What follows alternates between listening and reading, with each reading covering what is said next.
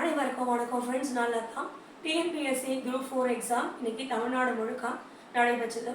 இந்த பரீட்சையில் பல லட்சக்கணக்கான டிஎன்பிஎஸ்சி ஆஸ்பிரண்ட்ஸ் எழுதியிருந்தாங்க. நானும் அதில் ஒருத்தர். உண்மையிலேயே ரொம்ப பெருமையாக இருக்கேன். நம்ம ஜெயிக்கிறோம் தோக்குறோம் அது என்றைக்குமே நம்ம நினைக்கக்கூடாது. முயற்சி பண்ணணும். நம்ம எப்படியும் எந்த செயல்களில் இறங்கினாலும் வெற்றி அடையணும்னு முழுசாக முயற்சி பண்ணணும். அதுக்காக நம்ம தொடர்ந்து உழைக்கணும். அந்த மாதிரி தான் நான் நினச்சிப்பேன். இந்த எக்ஸாமில் நான் பாஸ் பண்ணுறேன், எனக்கு வேலை கிடைக்குது, இல்லை நான் ஃபெயில் ஆகிறேன், அதை பற்றி நான் என்றைக்குமே யோசிக்கிறது கிடையாது. 100% நான் சின்சியராக இருக்கேனா, நான் எக்ஸாம் எழுதியிருக்கேனா, அதுக்காக நான் உழைச்சேனா, படிச்சேனா, கஷ்டப்பட்டேனா, அது மட்டும்தான் என்றைக்குமே நினைக்கிறது. அப்படி நினச்சோன்னா கண்டிப்பாக நம்ம ஃபோக்கஸ்டாக இருப்போம். நிச்சயமாக நம்ம ஒரு நாள் இல்லை ஒரு நாள் வின் பண்ணுவோம். இப்போ எனக்கு டிஎன்பிஎஸ்சி எக்ஸாமுக்கு நான் எழுதினதான் ஒரு வீடியோ போட்டிருந்தேன். இவங்க எல்லாருமே எனக்கு விஷ் பண்ணியிருந்தாங்க. அனிதா விஜய் யூடியூப் சேனல், சரண்யாஜி YouTube channel, Baba prayers YouTube channel, Yuva Mitra Puchi, அதுக்கு Devi YouTube channel, Hariharan, only maths jolly maths, green house family, ஷின்பா 497 யாரெல்லாம் விட்டுருந்தா தயவு செஞ்சு மன்னிச்சிடுங்க.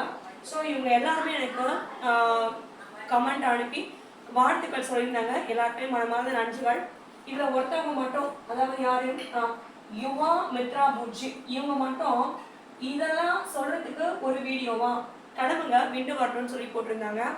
நீங்கள் டிஎன்பிஎஸ்சி எக்ஸாம் எழுதி பாருங்க, படித்து பாருங்க, எக்ஸாமுக்கு போயிட்டு அப்பியர் ஆகிட்டு ரிசல்ட்டுக்காக வெயிட் பண்ணி ரிசல்ட்டில் நீங்கள் ஒரு வேளை பாஸ் பண்ணிட்டீங்கன்னா ரொம்ப சந்தோஷம்.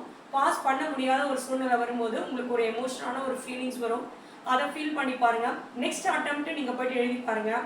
நானாவது எக்ஸாம் முடிச்சுட்டு வீடியோ போட்டேன். நீங்கள் எக்ஸாம் முடிக்கிறதுக்கு முன்னாடியே எக்ஸாம் ஹாலுக்கு போகிறதுக்கு முன்னாடியே நீங்கள் வீடியோ போட்டுருவீங்க. ஏன்னா ஒரு கவர்மெண்ட் எக்ஸாம்ன்றது சாதாரண விஷயமே கிடையாது.